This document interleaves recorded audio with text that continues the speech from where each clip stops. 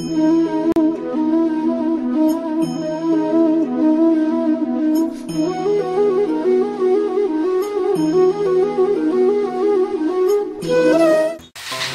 अपना lecture assessment के topic के ऊपर है और असेसमेंट का जो टॉपिक है ये हर एक लॉ में रहता है। इनकम टैक्स के अंदर भी असेसमेंट टॉपिक है, जीएसटी के अंदर भी असेसमेंट का टॉपिक है, चैप्टर है। Now what is mean by assessment? Assessment का मतलब है कि हमने जो रिटर्न फाइल किया है वो रिटर्न हमने फाइल करते वक्त ट्रू एंड करेक्ट फाइल किया है, पर उसको क्रॉस चेक करना है। वो क्रॉस चेक गवर्नमेंट अथॉरिटी करेगी और गवर्नमेंट अथॉरिटी क्या प्रोसेस अपनाएगी क्रॉस चेक करने के लिए, उसकी क्या नोटिस रहेगी, उसका क्या पीरियड रहेगा, वो असेसमेंट में क्या क्या देखेगा, फिर उसकी ऑर्डर बनाएगा, फिर वो ऑर्डर अपने को एक्सेप्ट है या नहीं है, वो ऑर्डर के हिसाब से फिर आगे अपने को अपील में जाना है या नहीं जाना है, वो ऑर्डर में अगर रिफंड आया तो क्या, वो ऑर्डर में टैक्स लायबिलिटी आई तो क्या, वो दूसरे सेक्शन में नोटिस आई तो क्या चेक करेंगे। ऐसा ये पूरा एक सिस्टमैटिक प्रोसीजर है। अब जीएसटी के अंदर एक सबसे बड़ा पॉइंट असेसमेंट को ध्यान में रखने के लिए है सीजीएसटी, एसजीएसटी। ये दो अथॉरिटीज हो गए। कितने अथॉरिटीज हो गए? दो। कौन सा अथॉरिटी है? सीजीएसटी यानी सेंट्रल, और एसजीएसटी क्या है? स्टेट। कौन असेस करेगा? सीजीएसटी असेस करेगा कि एसजीएसटी असेस करेगा? दोनों करेंगे। तो एक ही सब्जेक्ट है, दो टीचर पढ़ाएंगे, एक साथ में टाइमिंग रहेगा, तो कौन से क्लास में आप जाकर बैठेंगे? दोनों एक साथ में रहेगा। और इधर वाले ने बोला कि ये हम चैप्टर ले ले, उधर वाले ने बोला कि हम वो चैप्टर ले रहे, तो चलेगा क्या? कॉन्फ्लिक्ट होगा, waste of resources, waste of time, और सबसे बड़ा लीगल इशू। तो जुडिशनल ऑफिसर इसको बोलते हैं हम। कौन ऑफिसर है जिसको नोडल ऑफिसर भी बोला जाता है, वो कौन ऑफिसर है जो आपको असेस करने वाला है? ये बहुत बड़ा एक प्रश्न रहता है जीएसटी के अंदर कि मुझे सेंट्रल ऑफिसर असेस करेगा या स्टेट। अब इसके ऊपर कोई लॉ नहीं है हु विल असेस। लॉ में सीजीएसटी एक्ट में ये लिखा है कि ऑथराइज्ड ऑफिसर वो आपको असेस करेगा। अब ये ऑथराइज्ड ऑफिसर कौन रहेगा? उसको जॉइंट कमिश्नर, एडिशनल कमिश्नर का परमिशन, उसको कमिश्नर का परमिशन, उसको प्रिंसिपल कमिश्नर का परमिशन, ऐसा वो पूरा प्रोसेस रहेगा। पर हमारे लिए इंपॉर्टेंट कौन है? असेसिंग अथॉरिटी कौन है? इसको एक शब्द भी है एडजुडिकेटिंग अथॉरिटी। एक्साइज का शब्द ये है एडजुडिकेटिंग अथॉरिटी, पर हम एक नॉर्मल टर्मिनोलॉजी में असेसिंग ऑफिसर। अब मैंने तो नंबर ले लिया महाराष्ट्र के अंदर, मेरा दूसरा नंबर है एमपी के अंदर। अब हु विल असेस मी? तो सब स्टेट और सेंट्रल गवर्नमेंट ने बैठ के जीएसटीएन नेटवर्क से ही एक फॉर्मूला निकाला है, और वो फॉर्मूले के तहत कि 50% असेसी 1 करोड़ के ऊपर वाले अगर होंगे टर्नओवर, तो वो 50% इधर जाएंगे, 50% इधर जाएंगे। लॉ नहीं है, ये सेक्शन में नहीं दिया हुआ है, ये रूल्स में नहीं दिया हुआ है, ये मैं आपको प्रैक्टिकल बता रहा हूं, जो कि गवर्नमेंट ने जो जीएसटी काउंसिल है उसमें बैठ के उन्होंने ये निर्णय लिया। Because the law has provided power to the authorities to determine who will they assess. तो इसके लिए उन्होंने फॉर्मूला लिया है कि कुछ 50% असेसी सेंट्रल ऑफिस यानी सीजीएसटी वाला करेगा, कुछ स्टेट। 1 करोड़ के नीचे वाले जो छोटे मोटे असेसीज है उनको स्टेट करेगा 90% तक और कुछ 10% तक सेंट्रल। और ये फॉर्मूले के अंदर हम जब जीएसटी नंबर लेते हैं तभी डिसाइड हो जाता है कि हमारा कहां जाने वाला है। अब आप बोलोगे कि सर पहली बार रजिस्ट्रेशन ले रहे तो टर्नओवर तो मालूम ही नहीं है 1 करोड़ है या नहीं है, तो फिर स्टेट में जाएंगे या सेंट्रल में जाएंगे ये भी मालूम नहीं है। तो ये उन्होंने अभी नया सिस्टम डाला है कि जैसे ही जीएसटी नंबर हमने लिया वो खुद ही आपको बोल देगा कि ये ऑफिस या ये ऑफिस। तो हमको इंटीमेट हो जाता है कि मुझे सेंट्रल के पास मेरा नंबर गया है या मेरा स्टेट के पास नंबर गया है। दोनों में से एक पे ही नंबर जाएगा। अगर सेंट्रल में गया तो वो स्टेट में नहीं आएगा। अब महाराष्ट्र के अंदर सेंट्रल में गया है, हो सकता है एमपी में मेरा स्टेट के पास जाए, सेंटर के पास नहीं जाएगा। So there is no choice to the taxpayer that who will assess you.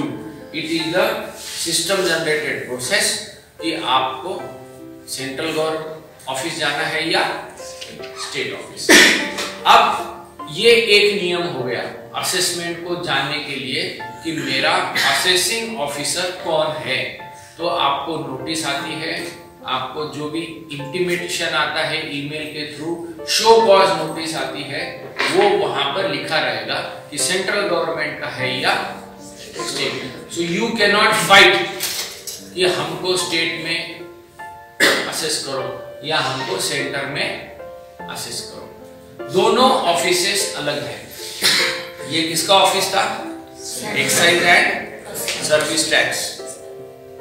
ये किसका ऑफिस था? स्टेट वाला वैट। तो इनको डिवाइड कर दिया है।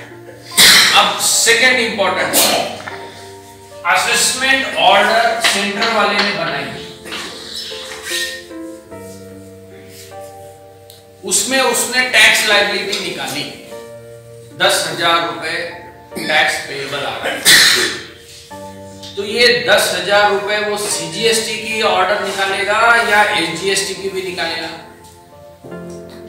अभी तक जो हमने जीएसटी की पढ़ाई की है उसमें आपने क्या देखा है कि सीजीएसटी और एसजीएसटी ये सबके they are the real brothers, साथ में ही चलते।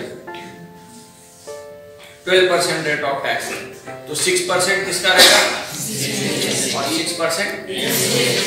तो सेंट्रल ऑफिसर हो या स्टेट ऑफिसर, जिसने भी असेसमेंट ऑर्डर बनाई वो दोनों तरफ लागू होगी।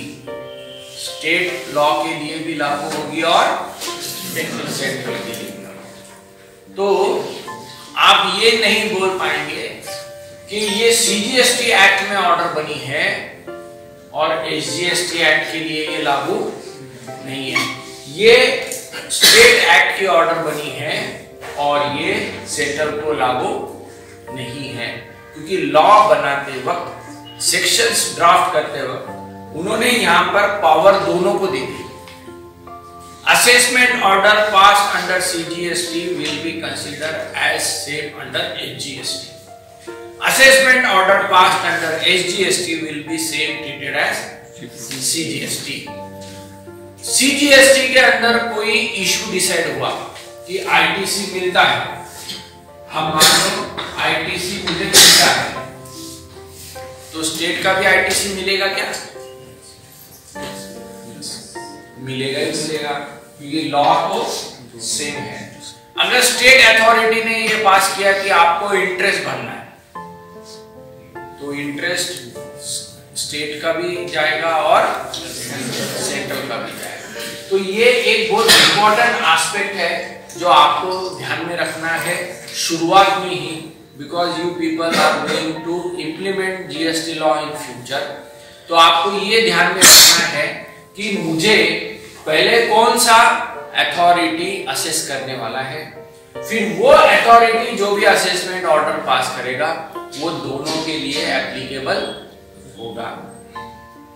अभी और एक तीसरी स्टेप ये है कि कुछ अनरजिस्टर्ड असेसी है क्या, टैक्स पेयर्स है क्या अनरजिस्टर्ड है। अब ये अनरजिस्टर्ड के पास में कौन जाएगा? Who will go and assess unregistered person? AGST या CGST कौन जाएगा? ये ओपन रख दिया है। अनरजिस्टर्ड पर्सन के ऊपर कोई भी फॉर्मूला नहीं है। जो एडमिशन ले रहा है बच्चा, स्टूडेंट, उसने कहां बैठना है ये डिसाइडेड है। कब? एडमिशन लेने के बाद। रजिस्ट्रेशन के बाद आपको वो बोल देंगे कि आप स्टेट ऑफिसर के पास जाओ, फिर आपके रजिस्ट्रेशन में कोई दिक्कत है, रिटर्न फाइल नहीं हो रहे हैं, साइट के ऊपर प्रॉपर दिख नहीं रहा है, या जो भी आपको फॉर्म भरने हैं वो जो भी है, he will be your officer. Unregistered को उन्होंने छूट दे दिया है, जो भी उसको पकड़ेगा वो दोनों तरफ का टैक्स भर के लेगा। अनरजिस्टर्ड पर्सन के ऊपर अगर रेड हो गई, सर्वे हो गया, सर्च हो गया, तो दोनों उसके ऊपर काम कर सकते हैं। स्टेट ने उसको पकड़ लिया तो स्टेट वाला उसको असेस करेगा, और अगर सेंट्रल वाले ने पकड़ लिया तो सेंट्रल वाला असेस करेगा। ये तो समझो ठीक है यूआरटी वाले का। अब और एक चीज, ई-वे बिल आए हैं। ई-वे बिल बनाना जरूरी है। यस। अब गाड़ी औरंगाबाद से जा रही है, उसके अंदर गुड्स है, और स्टेट ऑफिसर्स ने वो गाड़ी पकड़ ली। जुरिडिक्शन उनके ऊपर है क्या वो टैक्स पेयर का? नहीं। पर किसके एरिया से गाड़ी जा रही थी? वो औरंगाबाद जुरिडिक्शनल एरिया से जा रही थी। उसमें उन्होंने पकड़ ली, गुजरात की गाड़ी थी। असेसी कहां का है? गुजरात। गाड़ी पकड़ी कहां गई? किसने पकड़ा? स्टेट अथॉरिटी ने। तो उसको पावर है क्या? यस, पावर है।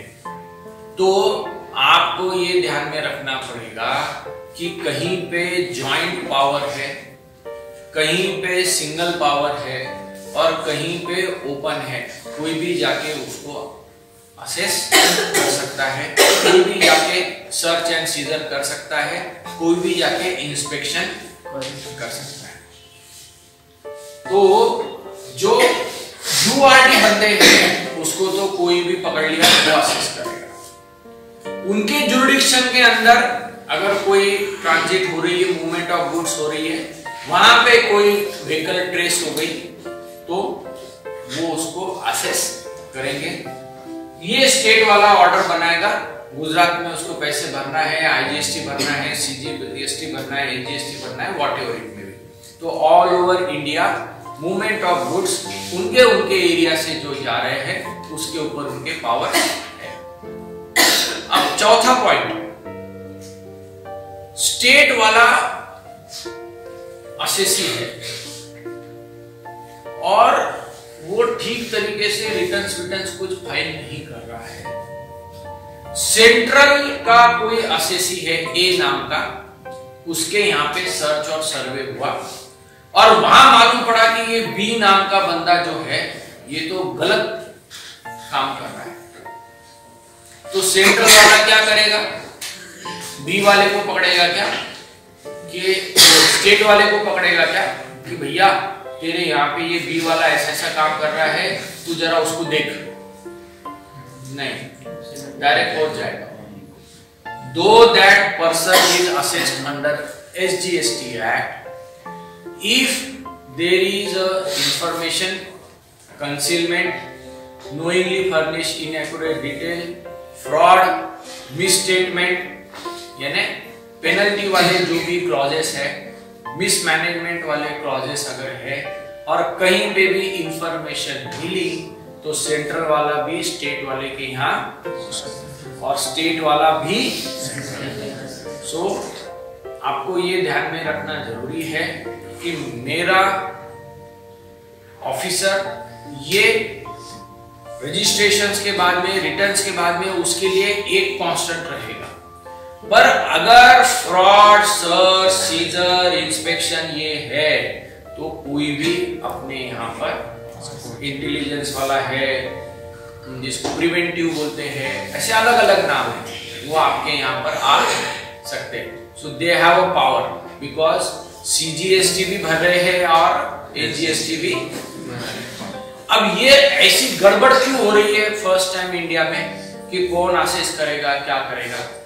कितने लॉ है अपने पास GST के? IGST, CGST, NGST, UTGST and cess. Cess में तो यही बोला है कि जो सेंट्रल और स्टेट करेगा वो फाइनल। UTGST किसकी जगह लेगा? स्टेट, पर सेंट्रल वहां तो रहेगा। तो central will be everywhere in India, वो एक ही अथॉरिटी है central GST। State GST state wise अलग चेंज होगा। महाराष्ट्र के अंदर Maharashtra state GST officer, Andhra में गए तो आंध्र प्रदेश GST ऑफिसर, ये बदलते रहेंगे। पर जो एक्साइज के और सर्विस टैक्स के जो ऑफिसेस पहले थे वही ऑफिसेस अब क्या नाम से आ गए? सेंट्रल। तो ये पूरा अपना एक ढांचा है असेसमेंट्स का, सर्च, सीजर, सर्वे, इंस्पेक्शंस का। तो ये थोड़ा ध्यान में रखना पड़ेगा कि हु इज द अथॉरिटी। फिर वो हिसाब से आपको सब चीजों का सबमिशन, सब चीजों का ये करना पड़ेगा। आपको मालूम है कि आपका स्टेट में नंबर है, आप स्टेट वाले के पास में असेस हो रहे हैं, पर सर्च, सीजर, सर्वे अगर सेंट्रल वाले ने किया तो सेंट्रल वाले को भी डॉक्यूमेंट्स वगैरह सारा ले जाके देना पड़ेगा, वो भी ऑर्डर आपके ऊपर बनाएगा। तो ऐसा ये मोटा मोटी एक पूरा चित्र है असेसमेंट का। अब अपन सेक्शंस देख लेंगे, थोड़े बहुत रूल्स का उसका ये देख लेंगे। पर एज अ DTL स्टूडेंट्स ये हमारे लिए एक ऐसा चैप्टर है जिसमें लिटिगेशंस ज्यादा रहेंगे, तो हमको सिंपली वे के अंदर इसको पढ़ लेना चाहिए। ज्यादा इसके ऊपर अभी स्ट्रेस भी हम नहीं देंगे क्योंकि फिलहाल GST का कितना साल चल रहा है, तो असेसमेंट्स वगैरह अभी तक तो कुछ इतने बड़े पैमाने पे चालू हुए नहीं है, क्योंकि अभी भी GST लॉ के अंदर बहुत सारे चेंजेस, बहुत सारे अमेंडमेंट्स आ रहे हैं। कल के GST काउंसिल के अंदर भी अमेंडमेंट्स आए, तो वो अमेंडमेंट्स 1 अप्रैल 2019 से आने वाले हैं। तो लॉ भी थोड़ा चेंज हो रहा है। सिर्फ और सिर्फ असेसमेंट्स और ये किसके लिए हो रहे हैं? रिफंड्स के लिए, वो रिफंड चेक कर रहे हैं। ट्रांसफर के लिए कि ट्रांसफर का क्रेडिट बराबर लिया है कि नहीं लिया है, उसका वो चेक कर रहे हैं। और जो रिटर्न नहीं फाइल कर रहा है, जिसके पास सर्च, सीजर, सर्वे, इंस्पेक्शन हो रहा है, उनके अभी असेसमेंट बोलो या वेरिफिकेशंस, क्रॉस चेक्स हो रहे हैं। बाकी जो नॉर्मल असेसी है उनका अभी तक कोई नोटिसेस वगैरह कुछ ज्यादा आए नहीं है। तो ये पूरा मद्देनजर रखते हुए अपन शुरू करेंगे। पहला सेक्शन है सेक्शन 59, एवरी रजिस्टर्ड पर्सन। अब ये किसको एप्लीकेबल हो गया? टैक्सेबल पर्सन, रजिस्टर्ड पर्सन उसके लिए नहीं है, ये आगे उनके लिए अलग सेक्शंस मिलेंगे। shall self assess the taxes payable under this act and file the return। पहले तो अपने को चांस दिया जाएगा कि आप रिटर्न फाइल करो, जो भी लायबिलिटी आ रही है, ITC जो भी सेट ऑफ वेट ऑफ करके वो। फिर सेक्शन 60 है प्रोविजनल असेसमेंट का। प्रोविजनल असेसमेंट ये कंसेप्ट है कि where the taxable person is unable to determine the value of goods and services, यानी हमको समझ में नहीं आ रहा है कि कितना टैक्स भरना है, इसके ऊपर क्या है, आईटीसी कितना रहेगा, रेट एप्लीकेबल नहीं है तो हम एक लेटर देंगे प्रॉपर ऑफिसर को कि भैया हमको ये जरा बताओ क्या रहेगा, कैसे रहेगा, और वो ऑफिसर आपको बना के देगा कि इतना लायबिलिटी, इतना टैक्स, और वो हिसाब से आप भरो। ये casual taxable person, non resident individuals, इनके केस में ये होता है। तो ये प्रोविजनल असेसमेंट होगी। ये प्रोविजनल असेसमेंट सेक्शन 2 के हिसाब से होगी। बाद में सेक्शन 3 ये है कि the proper officer shall with in 6 months from the date of communication of order under 1 pass the final assessment। पहले प्रोविजनल ऑर्डर करेगा, 6 महीने के अंदर उसको फाइनल असेसमेंट ऑर्डर करना पड़ेगा। फिर 4 नंबर का है the registered person shall be liable to pay interest tax payable both under provisional assessment. यानी एक बार अगर आपने एप्लीकेशन की प्रोविजनल की तो जो भी इंटरेस्ट टैक्स आएगा वो आपको भरना है फाइनल ऑर्डर आने के पहले। फिर स्क्रूटिनी ऑफ रिटर्न, ये इंपॉर्टेंट है। सेक्शन 60 का subsection 5 where the registered person, ये सेक्शन 61 है, ये इंपॉर्टेंट है। द प्रॉपर ऑफिसर में स्क्रूटिनाइज, स्क्रूटिनी का मतलब क्या है, चेकिंग। असेसमेंट का एक प्रकार का वो नाम है, इसको स्क्रूटिनी यानी वेरिफिकेशन भी बोलते हैं। The proper officer may scrutinize the return and related particular furnished by the registered person to verify the correctness of return and inform him of the discrepancies noticed if any in such manner as may be prescribed and seek his explanation thereto। तो proper officer जो है returns जो हमने file किए हैं उसके ऊपर show cause भेज के कि मुझे ये मालूमात चाहिए, आपने रिटर्न सही भरा है, इनकरेक्ट भरा है, उसका वो अपने से एक्सप्लेनेशन मांगेगा। मतलब क्या होगा, there is a systematic legal step. पहले तो आप रिटर्न फाइल कर रहे हो, रिटर्न फाइल करने के बाद में वो आपको शो कॉज देगा कि ये रिटर्न के अंदर ये चीजें मुझे देखनी है, आपको चांस देगा, आप जाके वो सारी चीजें बता दो, उसको एक्सेप्ट आ गई, एक्सेप्टेंस हो गया तो वो असेसमेंट स्क्रूटिनी ड्रॉप करेगा, नहीं है तो फिर आगे की लड़ाई होगी। वन साइडेड असेसमेंट वो नहीं करेगा। वन साइडेड असेसमेंट कब करेगा, इसको एक्स पार्टी असेसमेंट बोलते हैं, बेस्ड जजमेंट असेसमेंट बोलते हैं, कि आपको उसने चांस दिया कि आपने रिटर्न फाइल किया है, ये मालूमात लाके दो, और आप गए ही नहीं with in that given time, आपने मालूमात दी ही नहीं, तो वो खुद होके बेस्ड जजमेंट असेसमेंट करेगा कि मेरे हिसाब से इतना लायबिलिटी आता है। तो एक रीजनेबल कॉज, इसको क्या बोलते हैं अपन, reasonable cause and reasonable opportunity, ये दो बहुत इंपॉर्टेंट शब्द है कि आपको रीजनेबल अपॉर्चुनिटी दी गई थी क्या नहीं, और दूसरा रीजनेबल कॉज था क्या नहीं, जिसकी वजह से टैक्स लायबिलिटी बढ़ी है या आईटीसी कम हुआ है, और वो राइटिंग में होना चाहिए। तीसरा क्या है, इट शुड बी राइटिंग। जो भी असेसिंग ऑफिसर करेगा वो आपको राइटिंग में देगा, अगर वो नहीं देता है तो नेचुरल जस्टिस के अगेंस्ट होगा। तो आपको ये चीजें देखनी है कि प्रॉपर नोटिस आई कि नहीं कभी भी असेसमेंट में, फिर प्रॉपर आपको अपॉर्चुनिटी दी गई क्या नहीं, फिर बाद में आपको ये भी देखना है कि रीजनेबल कॉज है क्या नहीं, और फिर बाद में आप आगे अपील में वगैरह जा सकेंगे। So there is a systematic step, one sided नहीं रहेगा।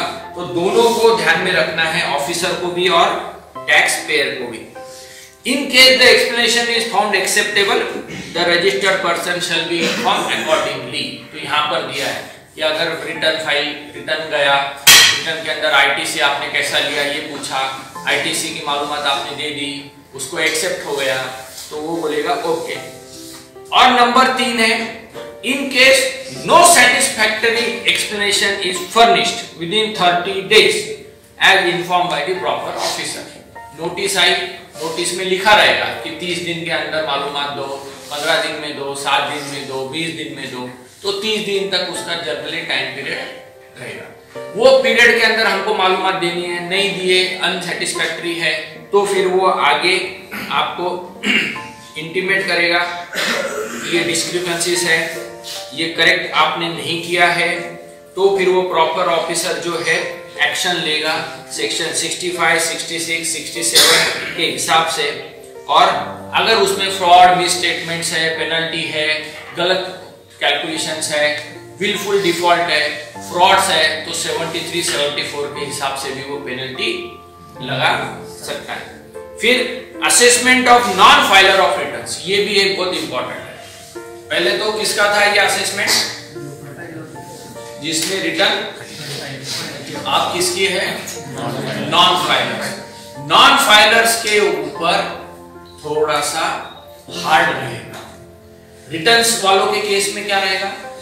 ऑलरेडी सेल्फ कंप्लायंस है, उसको वो आराम से चेक करेगा और फिर ऑर्डर बनाएगा। नॉन फाइलर के केस में उसके पास कोई रिटर्न है ही नहीं, तो ये केस में थोड़ा सा कड़क काम रहेगा। नॉटविथस्टैंडिंग एनीथिंग टू कॉन्ट्ररी 73, 74 यानी बिल्कुल डिफॉल्ट, मिसस्टेटमेंट वगैरह है या नहीं है। Where a registered person fails to furnish the return, यानी रिटर्न फाइल करने में उसने गलती करी या रिटर्न फाइल नहीं किया, नोटिस देने के बाद भी, शब्द क्या है? Even after the service of notice, इसको अंडरलाइन करें। यानी पहले उसने आपको चांस दिया है एक, पहले क्या करेगा वो कि आपने ये 3 महीने के रिटर्न क्यों नहीं फाइल किए, इसका नोटिस भेजेगा, आप इसको फटाफट फाइल करो। फिर भी वो 3 महीने के रिटर्न्स आपने फाइल नहीं किए, तो फिर ये सेक्शन आ जाएगा नॉन फाइलर्स के असेसमेंट का, तो सेक्शन 62 आ जाएगा। The proper officer may proceed to assess the tax liability of the said person to the best of his judgment. Underline कर लो, क्या शब्द है? Best of his. अब ये बेस्ट ऑफ हिज जजमेंट मतलब, अब समझो आप ऑफिसर है, आपको बोला कि ये 3-4 लोगों को असेस करो, उसमें का एक आदमी सामने ही नहीं आ रहा है, 3 महीने से रिटर्न ही नहीं फाइल कर रहा है, तो आप क्या करने वाले हो? पहले उसको एक बार नोटिस दे दोगे कि भैया रिटर्न फाइल कर। रिटर्न नहीं फाइल किया तो फिर आप क्या करेंगे? कैसे असेस करेंगे उसको? कितना टैक्स लायबिलिटी निकालेंगे आप? हाउ?